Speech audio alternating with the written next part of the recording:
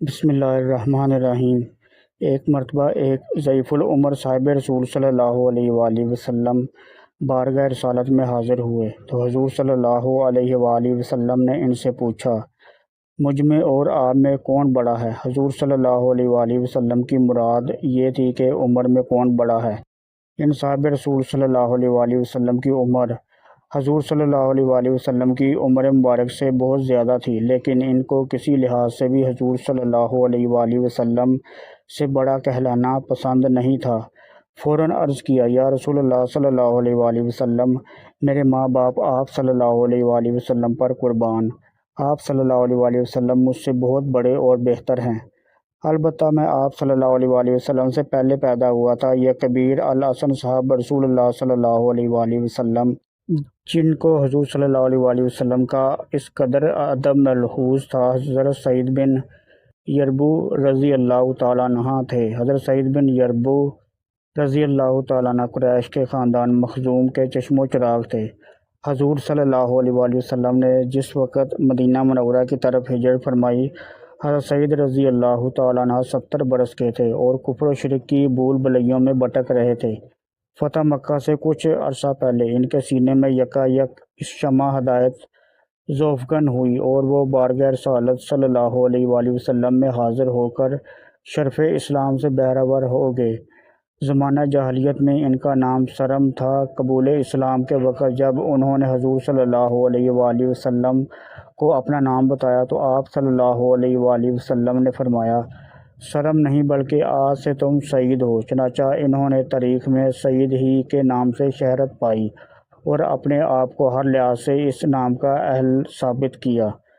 مشرف اسلام ہونے کے بعد انہوں نے مدینہ منورہ میں مستقل سکونت اختیار کر لی۔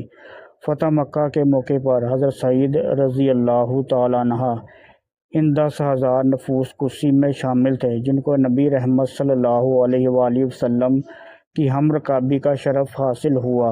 غزوہ حنین کے وقت ان کی عمر 78 برس کی تھی، لیکن انہوں نے بڑے جوش و خروش سے بنو حوازن کے خلاف لڑائی میں حصہ لیا۔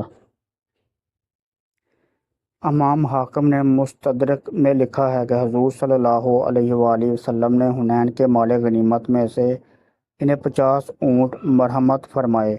حضور صلی اللہ علیہ وآلہ وسلم کے وصال کے بعد حضرت سعید رضی اللہ تعالیٰ عنہ قریب گوشہ نشین ہو گئے اور اپنا بیشتر وقت عبادت الہی میں صرف کرنے لگے، کیونکہ بڑھاپے کے باعث قوا مزمل ہو گئے تھے اور کسی لڑائی میں عملاً شریک نہیں ہو سکتے تھے۔ حضرت عمر فاروق رضی اللہ تعالیٰ عنہ کے دور خلافت میں وہ آنکھوں سے معذور ہو گئے۔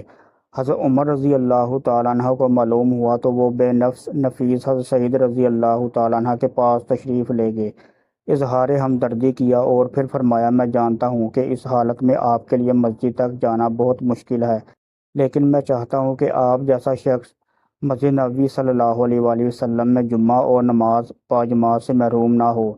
حضرت سعید رضی اللہ تعالیٰ عنہ نے کہا، کسی کی رہنمائی کے بغیر مسجد نبوی صلی اللہ علیہ وآلہ وسلم تک پہنچنا میرے لیے ممکن نہیں اور رہنما میرے پاس کوئی نہیں ہے۔ حضرت عمر فاروق رضی اللہ تعالیٰ عنہ نے فرمایا، آپ کو رہنما مل جائے گا۔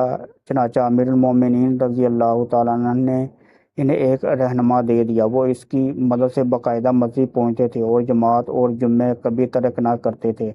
حضرت سعید رضی اللہ تعالیٰ عنہ نے امیر معاویہ رضی اللہ تعالیٰ عنہ کے عہد حکومت 54 ہجری میں وفات پائی۔ اس وقت ان کی عمر 124 برس کی تھی۔ اللہ تعالیٰ ان پر بے شمار رحمتیں نازل فرمائے، آمین یا رب العالمین۔